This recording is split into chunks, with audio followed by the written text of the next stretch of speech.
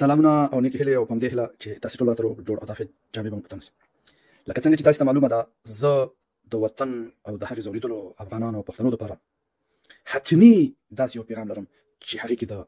افغانانو ګټه وي، د پښتنو ګټه وي، ځکه چې زما خبرې په پښتو دي.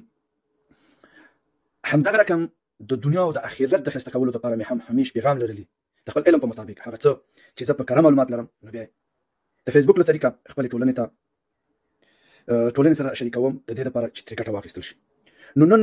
پوهېږم چې ډاکټرانو صاحبانو په دغې هکله باندې هم خبرې کړي دي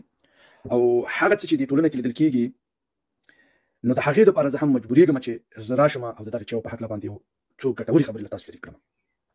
کېدای شي بعضې خلک دا خبره وکړي چې اجمل صاحبه ته خو ډاکټر نه یې، خو زه درته وایم چې زه د ډاکټرانو سره د عالمانو سره ناسته پاسته لرم او دغه خلک تعقیبوم او اورم. کله چې دلته کره معلومات راجمع کړم او همدغه مشکل په ملګرو کې وینم، په ټولنه کې وینم، نو بیا زه مجبورېږم چې زه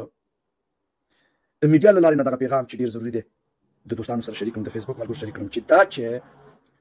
که چېرته تاسې د ډوډۍ نه وروسته وڅکئ هغه ډوډۍ چې پروټین او هر نوع وټامین لري هغه له منځه وړي.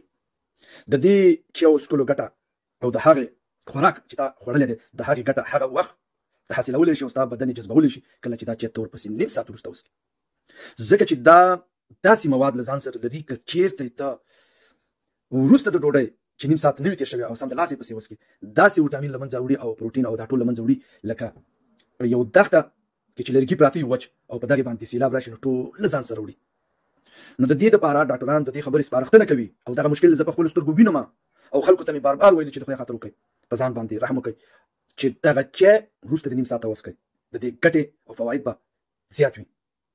نو د دې دپاره زه راځم چې دغه خبره د خلکو ذهنونو ته کتې شي او دغې ته د عمل جامه ور واغوندي او الله پاک ماته هم د دې په برکت باندې مقصد حسنات را نصیب کړي. نو دا خبره ما وغوښتله چې له تاسو شریک کړم چې د ډوډۍ نه نیم ساعت وروسته چې وڅکئ نو د ستاسې د بدن هغه پروټین او هغه څه چې په غذا کې اوسي هغه ستاسې بدن جذبوي، ستاسې بدن به قوي اوسي. په همدې هیله چې د عمل جامې وراغوندئ دا هغه خبرې وې چې ډېرې ضروري وې. الله پاک دې وکړي چې راتلونکي کې ترې ګټه واخیستل شي. ما ته راکړئ اجازت، پر مسپارم. خاطر وفا صلی الله علیه وسلم.